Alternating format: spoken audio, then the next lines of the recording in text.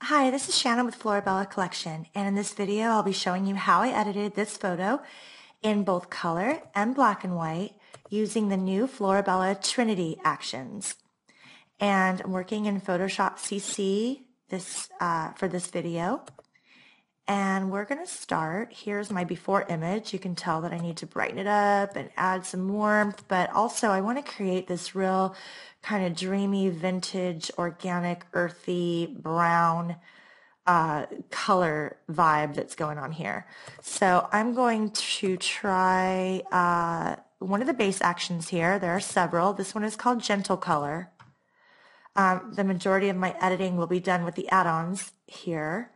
So the Gentle Color just adds some basic adjustments. I likely will decrease the lighten layer a little bit because the light actions that I'll be using will brighten it up quite a bit. First thing I'm going to do is just add this action called Perfect Boost. And Perfect Boost really just adds a little bit of depth, and it just kind of boosts the image quite a bit. And now I'm going to go down into my light section. We have some movable sunlight actions, but we also have this action called Autumn Light, and it is a sheer overlay. It overlays the entire image, and you can see what that does for the image already.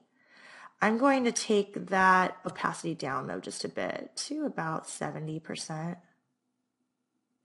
And now I'm going to add one of my favorite actions in this entire set. It's called Amber Light. And Amber Light just adds this hazy sort of brown amberish color that I love. And I'm going to reduce that opacity to about low 70s, same thing. Maybe 73 or so. And now just to add a little more of a smoky sort of brown kind of depth, I'm going to add an action called Smoke. And that's kind of what smoke does for the image. So already I love what we've done here. We've just kind of boosted it, and I'm going to bring the boost action up just to add more contrast and depth. And likely I'll come back down to the lighten and just brighten that up a bit. But I don't want her face so bright. So I'm going to take a black brush and just go down to about 35% and just take off and add a little more richness to her face. Now also within this Gentle Color, we have a color brush, which I'm going to use just to bring out more color in her hat. To me, this image is all about the yellow. Yellow happens to be my favorite color. Oops, I'm going to change to white. And I love yellow. I feel like it's a happy color. So whenever I can use yellow in an image, I do, and I want to bring out the yellow. So I'm just going to paint over the yellow here. And then I'm going to bring my brush down to about 40 or so, and just kind of brush all around so the transition is kind of gradual. Her blue shirt, which matches her eyes so beautifully, is pretty blue. I don't really need to accentuate that, but you can see what it does. I'm going to bring that to about maybe 70%. You can go back and experiment with your Autumn Light and your Amber Light. I'll likely bring them both up a little bit, and the Smoke kind of makes it a little bit richer. And you can also come down and just warm it up quite a bit within the action itself, the main action itself. The Gentle Color also has a blush brush, and I'm going to have to increase my, I like to brush on many things at 100% just so I can see where I'm brushing.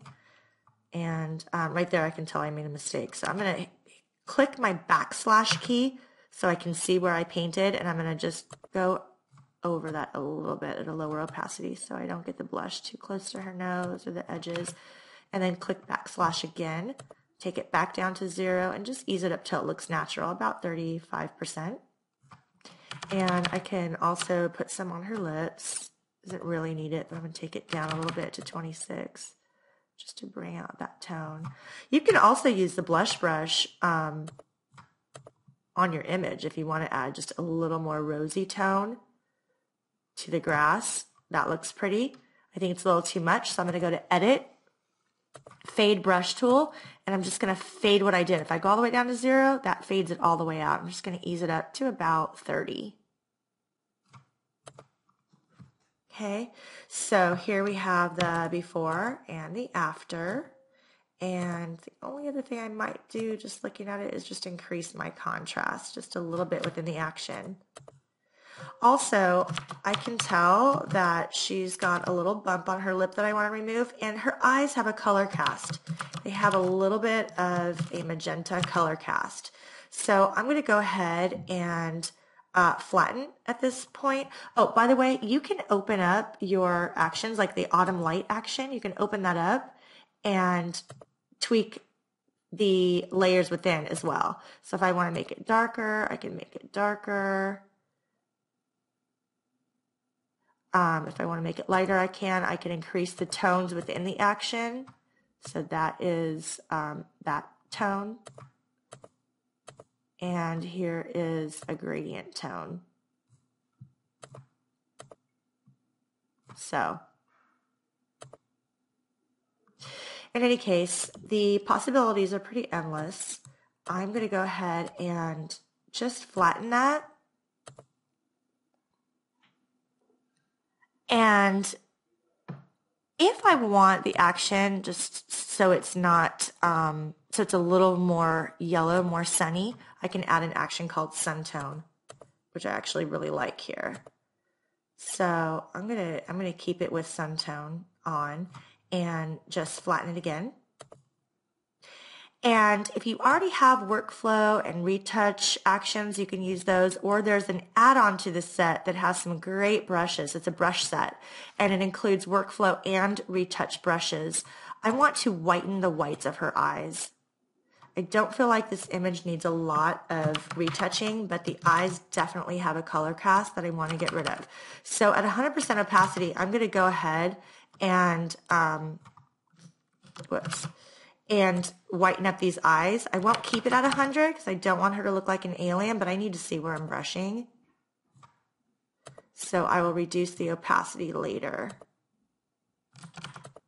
Just want to be really careful with that. Okay, now within that action, I can decrease, lighten, and just, here's another brighten one, and just keep the color cast. See how that gets rid of the red? And then decrease the overall opacity of it so it looks natural.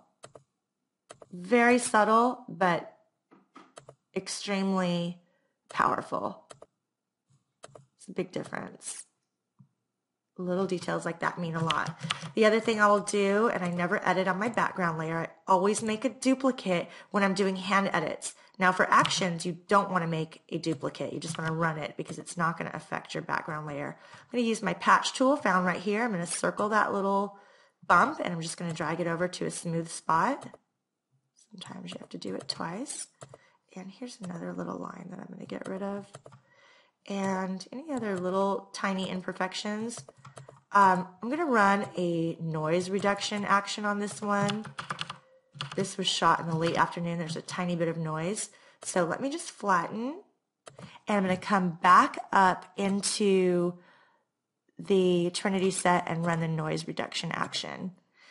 And on the areas like the irises, I like to mask the noise reduction off of those because I want my eyes and my eyelashes and my eyebrows and little details like that. I want those to be very sharp. So I'm going to use my black mask and just take the noise reduction and smoothing off of those areas so that they're extra sharp. I could run the Ice Sparkle brush. There's a brush called Ice Sparkle, and it makes the irises very sparkly and sharp. But in this case, I really don't feel like she needs it. Her eyes are very sharp already. And when we sharpen for the web or for print, it'll sharpen them up even more. So I don't feel like they need it. Just brushing some of that smoothness off of her hair, her eyebrows, and I'm going to flatten again, and I see one little tiny white mark right there. I don't know what that is, some fuzz or something. I'm taking that off, and we're done. The only other thing I wanted to show you was the quick black and white conversion, and this is called Instant Custom Black and White. I use it when I already have a color edit that I want to convert, and you can open that up and play with the contrast, the depth, the brightness. There's the vignette. You can take that on or off. I kind of like it as is. There's also a great matte layer and also a haze layer, which also looks really pretty, and you can adjust the opacity of those. But let's see, here we have the color and the black and white. And let's go back up and we'll show you the before, the after, and the black and white. So the Florabella Trinity Actions and the workflow and retouch brushes can be found at florabellacollection.com. Thanks.